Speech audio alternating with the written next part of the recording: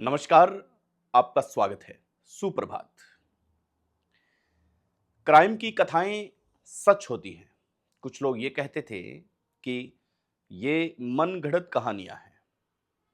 Exit वर्डों को आप copy करके गूगल कर सकते हैं। यकीन ना हो तो आप जरूर गूगल कीजिए और देखिए कि क्राइम का स्तर कितना बढ़ रहा है। चलिए, आज फिर एक नई क्राइम कथा के साथ आपका स्वागत है। अब आज जो बात करेंगे वो एक अजीबोगरीब बात है। ये भी एक अजमेर की घटना है।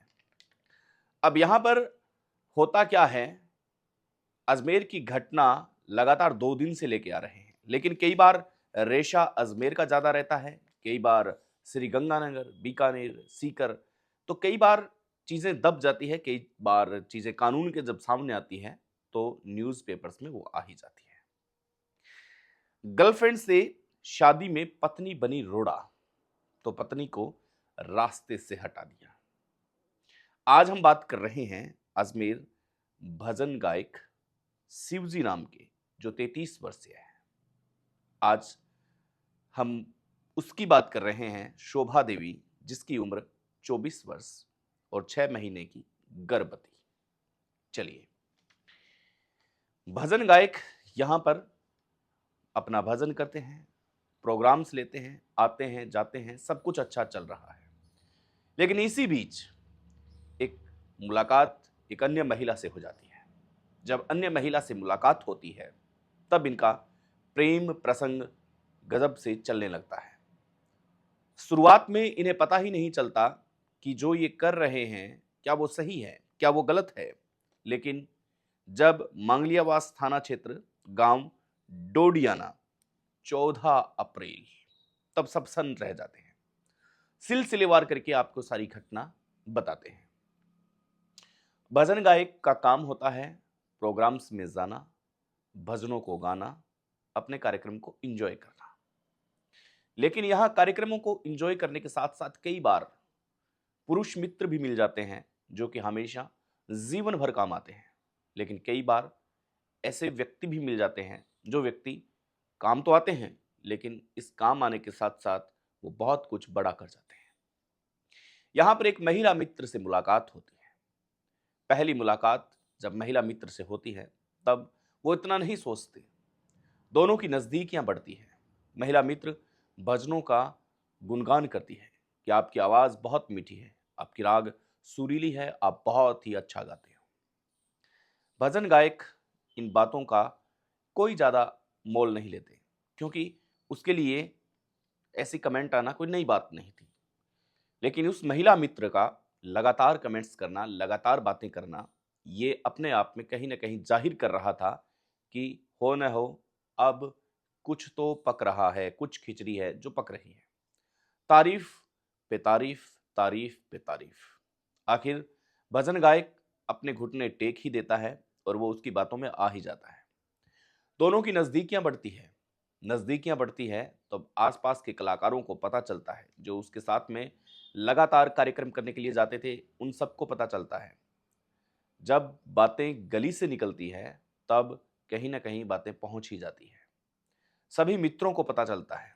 मित्र उसे छेड़ते भी हैं कि क्या बात है, तुम्हारी ये महिला मित्र कुछ ज्यादा ही स्पेशल है। तो वो कहता है कि ऐसी कोई बात नहीं है, तुम फालतू की बात मत करो, हम सिर्फ एक नॉर्मल जस्ट फ्रेंड हैं, इसके अलावा हम कुछ भी नहीं हैं। लेकिन मित्रों को पता चल चुका था, बातें आगे फैल चुकी थी। और एक दिन भजन गायक अपनी प्रेमिका से ये कहता है कि अब धीरे धीरे सबको बातें पता लगने शुरू हो चुकी है, सब मुझे छेड़ रहे हैं, न जाने क्यों मुझे एक ऐसा डर सा लग रहा है। महिला मित्र कहती है कि तुम चिंता मत करो, कोई दिक्कत नहीं है, लोग कहने वाले कहेंगे, पर तुम चिंता मत करो। यहां पर अब भजन गायक को आराम मिलता है, सुकून मिलता है। लेकिन बात धीरे धीरे उसकी गर्भवती पत्नी तक पहुंच जाती है। बात कहीं ना कहीं उसके मोबाइल से, फोन पे उसका ज्यादा रहना, उसके साथ अधिकतम फोटो खींचना, ये तमाम ऐसी चीजें थी जो उसकी पत्नी को डरा रही थी। अब पत्नी उसे बार बार ये कहती, या यूं कहें कि टॉर्चर करती कि तुम ये क्या कर रहे हो, तब वहां पर पति सही ढंग से जवाब नहीं दे पाता। वो इस बात को टालने की कोशिश करता कि नहीं, ऐसा कुछ नहीं है, तुम चिंता मत करो। लेकिन कहीं न कहीं भनक उसकी पत्नी को लग चुकी थी। वो लगातार इस बात की आवाज़ को उठाया करती थी, लेकिन हर बार उसकी आवाज़ को दबा दिया जाता था। न जाने क्यों एक ऐसा डर था, एक ऐसा एहसास था कि कहीं न कहीं ये जो हो रहा है, वो गलत हो रहा है। अब बातें बहुत ज़्यादा बढ़ चुकी थी। इधर भजन गायक की पत्नी प्रेग्नेंट थी, 6 महीने से उसका बच्चा था, वो पेट में था। इधर उसकी तबीयत खराब रहती, इधर उसे इस बात की चिंता रहती, टेंशन रहती कि अब शायद क्या होगा। लेकिन टेंशन में बहुत कुछ बातें ऐसी हो जाती हैं जो होनी नहीं चाहिए। लेकिन इस बातों से अनजान भजन गायक ने अपनी पत्नी पर किसी प्रकार का कोई ध्यान नहीं दिया। जब बातें हद से ज़्यादा बढ़ गई और उसने कहा कि जी नहीं, अब मैं ऐसा होने नहीं दूंगी, और भजन गायक को लगा कि अब शायद हमारी जो बातें हैं वो कहीं न कहीं मम्मी पापा तक पहुँचेगी, बाहर के लोगों तक पहुँचेगी, तो बदनामी होगी और अब शायद मेरा जीना हराम हो जाएगा और हम मैं प्रेमिका के साथ रह नहीं सकता। एक दिन अचानक वो अपनी प्रेमिका को कॉल करता है। प्रेमिका को कॉल करके कहता है कि हमारे बीच में जो रोड़ा आ रहा था, जो अटकलें लगाई जा रही थी, उसकी ज़िंदगी को मैंने छीन लिया है। वो इस दुनिया को अलविदा कह चुकी है। अब हम दोनों एक साथ रह सकते हैं। इधर प्रेमिका थी, वो ये बात सुन करके काफ़ी खुश होती हैं। अब इसके दरमियान होता क्या है? एक रात जब शोभा देवी की आखिरी रात थी, भजन गायक घर आता है। इनके बीच में मनमुटाव होता है। मनमुटाव होने के बाद ये बातें करने की कोशिश करता है कि कहीं न कहीं इसको बहलाया जाए, फुसलाया जाए, ताकि ये सो जाए टाइम से। और फिर प्रेग्नेंट महिला सो नहीं सकती, आपको पता है कि उसकी तबीयत ज़्यादा खराब रहती है, तो उसे देर हो जाती है। लेकिन आज कुछ दाल में काला था, या पूरी दाल ही काली थी, जो इतनी केयर की जा रही थी। शोभा देवी सो जाती है और सोने के बाद में उसकी ज़िंदगी को छीन लिया जाता है। अब सुबह जब किरण निकलती है सूरज की, तब उसके ससुराल वालों को, यानी कि शोभा देवी के पीहर वालों को ये सूचना दी जाती है कि भाई आपकी जो बेटी है उसको हार्ट अटैक आ चुका है, कभी ये कहते हैं कि सुसाइड है। 2 बातें हो रही थी। अलग-अलग एंगल से जब लोगों को कॉल किया जा रहा था, साले को कॉल किया जा रहा था, तब तो ये बात कि हार्ट अटैक आया अचानक से, और अचानक से पता नहीं क्या हुआ, चल बसी है। जब किसी दूसरे का फ़ोन आया ये बात सुन के कि अचानक क्या हुआ, तब उसको बताया जा रहा है कि ये मुझे तो लगता है सुसाइड है या हार्ट अटैक है। 2 जब बातें मिक्स होती हैं, तब उनके भी कहीं न कहीं कोई बात दिमाग में बैठती है और वो पहुँचते हैं मांगलियावास थाना क्षेत्र।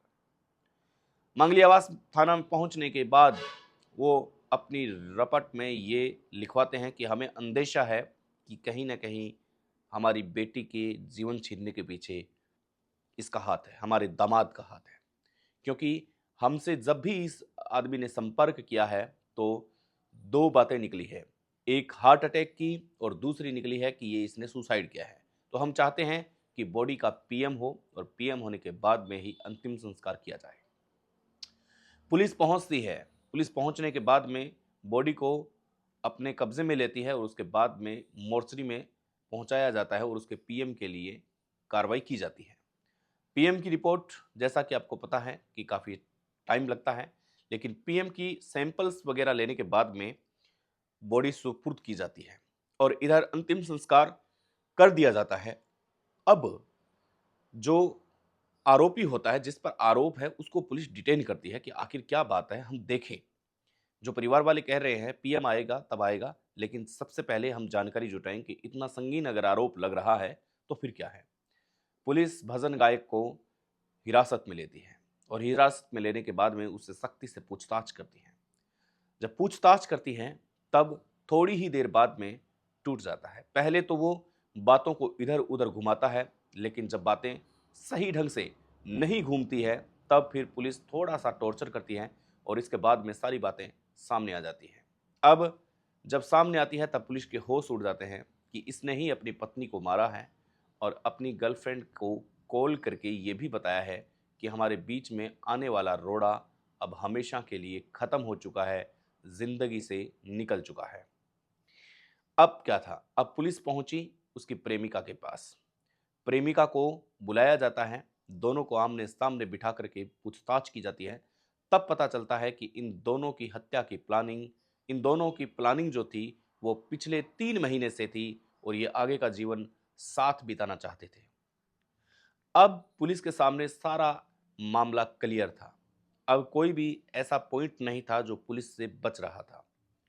इन दोनों को कोर्ट में पेश किया जाता है और यहां से इनको पुलिस, कानून अपने हिरासत में ले लेता है। ये क्राइम घटना क्या संदेश देती है? ये क्राइम घटना ये संदेश देती है कि कितनी बेरहमी से, अगर आपको साथ नहीं रहना तो आप उसे छोड़ सकते हैं। कई विकल्प है कानून में, लेकिन गलत रास्ते का उपयोग करना क्यों चाहते हैं लोग? मिलते हैं एक नई क्राइम स्टोरी के साथ, तब तक के लिए नमस्कार, जय हिंद।